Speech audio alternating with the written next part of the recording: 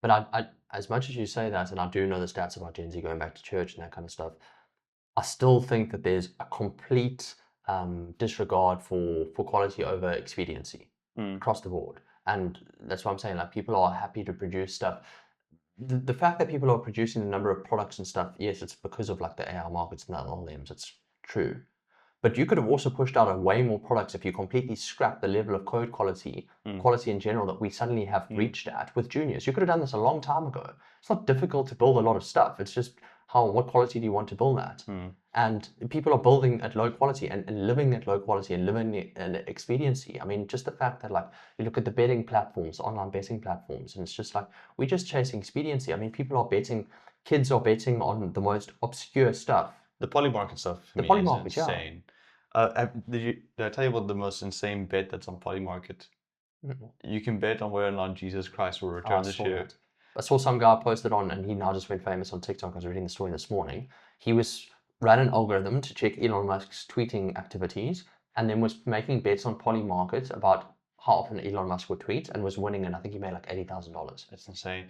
The fact that that's legal and it's kind of like laud as stock market is insane to me. It's It's also like that's the ultimate sign of a recession. That and the fact that I think like 80% of Klarna or 80% of Black Friday sales were on pay now Klarna. or Klarna, yeah, buy now, pay later schemes. And It Klarna almost capitulated as well when they did that whole Uber Eats. yeah, You need to use Klarna to buy dinner. yeah. And like I understand that there's people in different financial positions, don't get me wrong, but But you should not be buying a burrito for 4 monthly installments. and then people were just going, and I saw the sort of cultural conversation online was like, oh, this is free money, we don't have to pay that back. I think that's also another big thing is how long are we going to let people stay uneducated on things? How long is this going to go on? Because the key to freedom is education. I think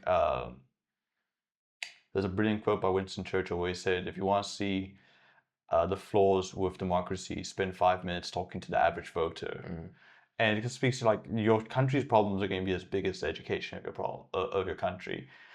And there's some tactics where you can say keeping your population undereducated is a good thing because it means you stay in power.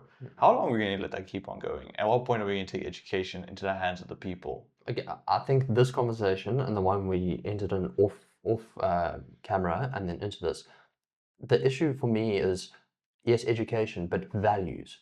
Hmm. Values are the number one issue that we've got right now that bleeds into education. So we right now, why are we not educating people? Because we actually don't value it. We can say we value it, we don't. We're telling kids that like, don't bother going to university, don't work hard, you can work hard, but you can make way more money betting on Polymarket, for example. And what do we pin success as? It's not the person that can hold the conversation or can be erudite or can pass values down to society. It's who can make the most money. And so we've said dispense with values. Values mean fuck all. We care about money, return, expediency. And so why would someone spend time being educated when they can be uneducated and make a crap load of money? Yeah, it makes you think of Togi, doesn't it?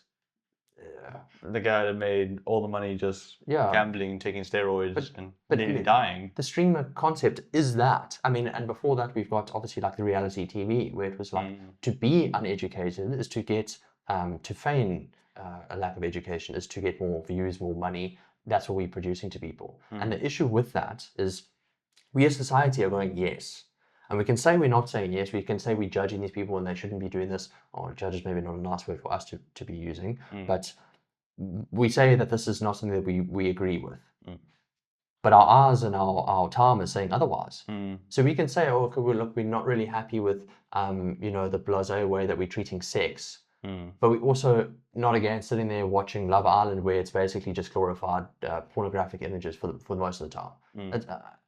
Wherever we're saying we're going to place our time, if we're going to say like, cool, well, we don't want violence to be, but then we'll spend our time not really educating ourselves, but watching hyper violent stuff. And I'm not necessarily saying that these things directly lead to that, but we are telling the world in attention that where we place our attention is where we place our values. Yeah, I think to speak to your like glorification of pornography, I think OnlyFans was like the third most successful company last year.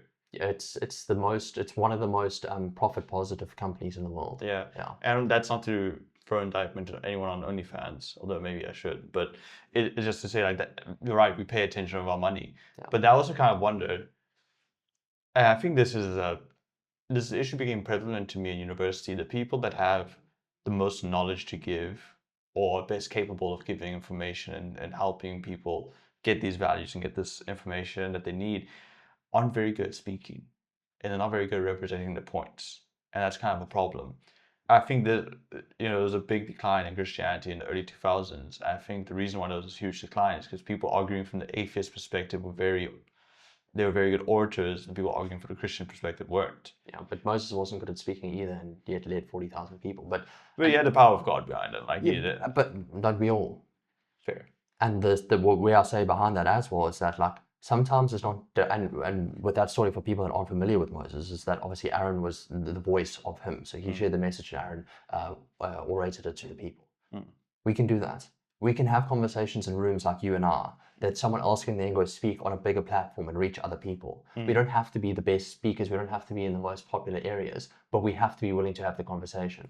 100%. I think that's a great way of putting it. Like, you don't have to be the intelligent person, but give the intelligent person a platform. Yeah. Give them stuff.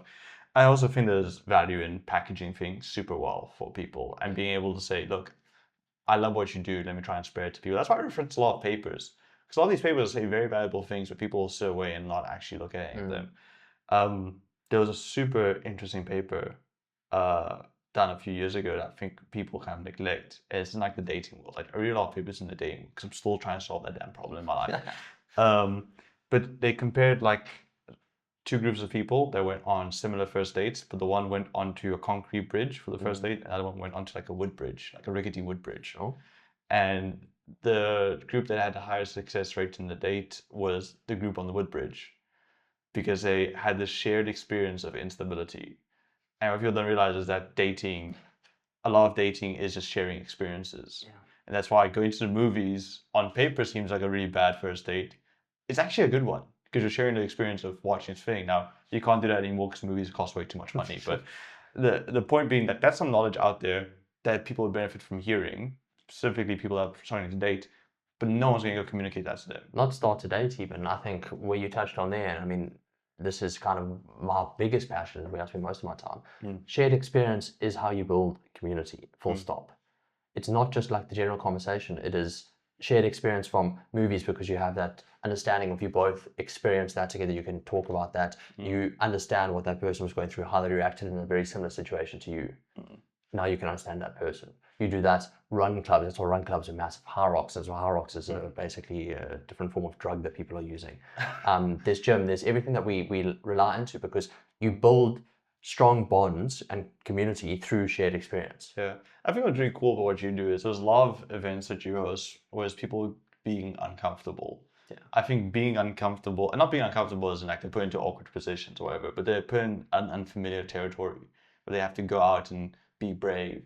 And I think one of the highest correlators with depression is weak resilience. And the only way you have resilience is from exposing yourself to all these different environments.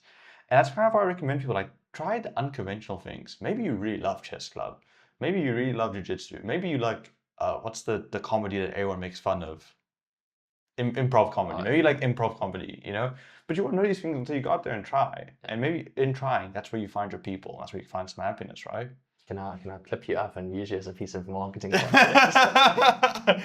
said it better than I could. But I mean, yes, that is. And for, what most part of life is, we've had access to try through channels that were preordained for us up until we get to a certain threshold. And it's like, okay, and especially now with the life that we're living, where everything is kind of in our own hands, where we fought so hard for our own personal responsibility, and how we've got it, hybrid work, flexibility in living. We've got all the stuff that can make it all in our hands, and we're like, okay, cool. Now we don't know what to do. I think a lot of it was a big mistake.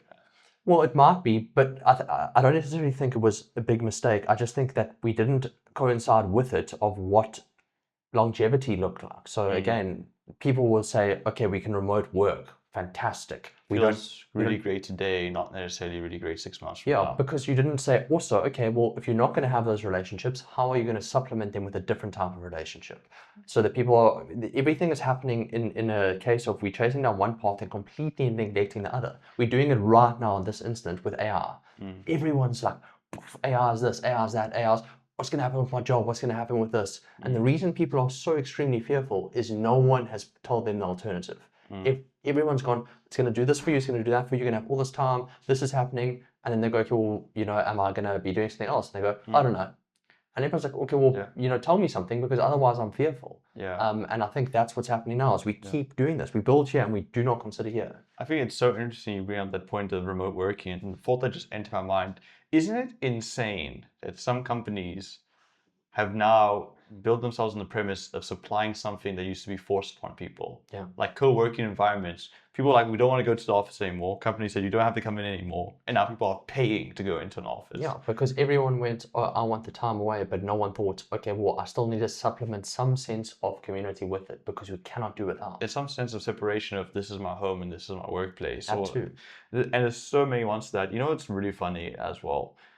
My high school experience was filled with a lot of fun memories. And a lot of them are like your typical stuff, like your rugby days, your athletic days, some plays, blah, blah.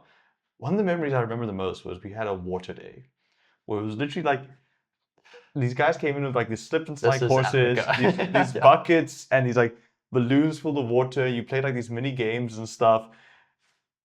I was 18 when we did this. It was one of the most fun days I ever had, because we were just doing stupid stuff with a little bit of competition to it. And I can promise you, I can ask my friends from high school, they'll say, oh, that was the best time ever. And like, it's not something that I would like, hey guys, you want to play some water games this weekend, But it was such a good memory. And I mean, that's a good indication to people of, go try the random thing. Go try the thing that you think would be stupid. You might actually love it. The only reason that we think things are stupid is because we haven't had access to them before. Like, the reason that they've got into rugby and soccer and this, because the pathways were there. So what we try to do at least is to open up pathways to other stuff, because who knows what you might be good at, what you might be interested in, who you might meet there. There's different courses.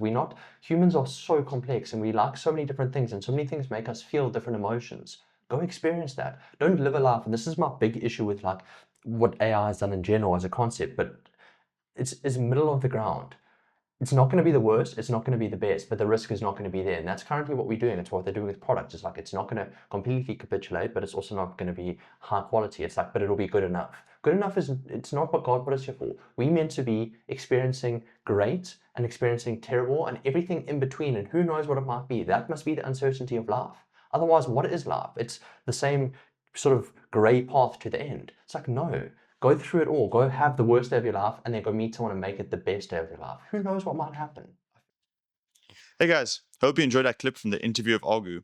If you want to come onto the podcast, remember, all are welcome. Just fill in the form in the description, and we'll see if we can have you on.